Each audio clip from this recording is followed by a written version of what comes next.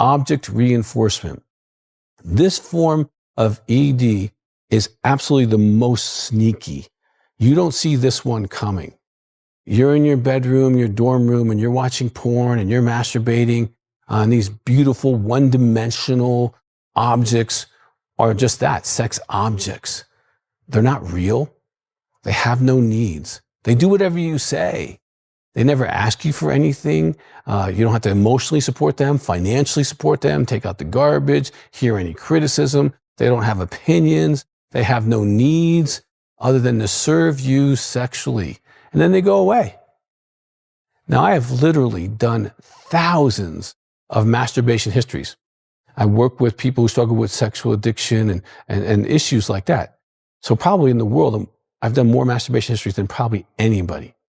And what happens is a lot of guys get bonded and connected to the sex object world, the fantasy world. And they bond to these objects even during a sexual encounter. They oftentimes go to fantasy world to ejaculate. So you're being sexual with your partner or your wife. And what happens is you can't get there unless you go to this other place. You are object connected. Okay? Your partner's talking and asking for their needs and telling you they don't like something about you. And it pierces the fantasy state of this woman who just worships you. Okay? You can also have a secret porn addiction, making relational sex a real challenge for you because part of your sexuality, and sometimes a majority of your sexuality, is in the fantasy world. All you got to do is figure out, how many times am I fantasizing and masturbating? How many times am I fantasizing during sex with my spouse? That's your object sex number. And then how many times are you looking in her eyes and connecting to her and really being present with her? That's your relational sex. And if those numbers are really skewed, that's going to hurt you. So I'm going to give you a tip right now. It's out of the book, Upgrade Your Sex Life. So try this. And I have never had a woman say that this wasn't powerful for her. Okay. Now it might take a few times for her to feel comfortable, especially if you've been disconnected. She's going to be disconnected. So it might take a while for you guys to reconnect. But you want to keep your eyes open during sex. Look right into her eyes.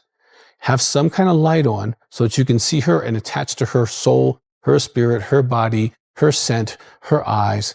And then number 3, nurturing conversation. I'm not talking about dirty talk.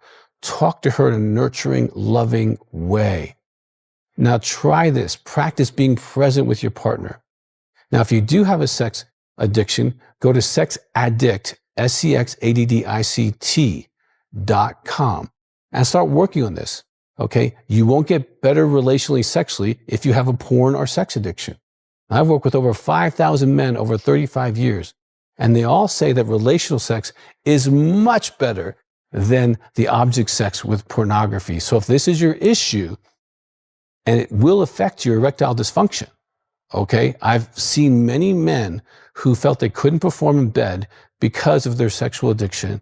And after they start getting recovery and getting emotionally connected to their spouse, they were able to be solid in the bedroom. And you deserve that, but you might be your own problem. And you can prevent that by moving forward into a recovery process. And go to that website. There's lots of materials. There's more than enough. You can get counseling and help, or do intensives, whatever you want to do to really propel yourself into sexual maturity.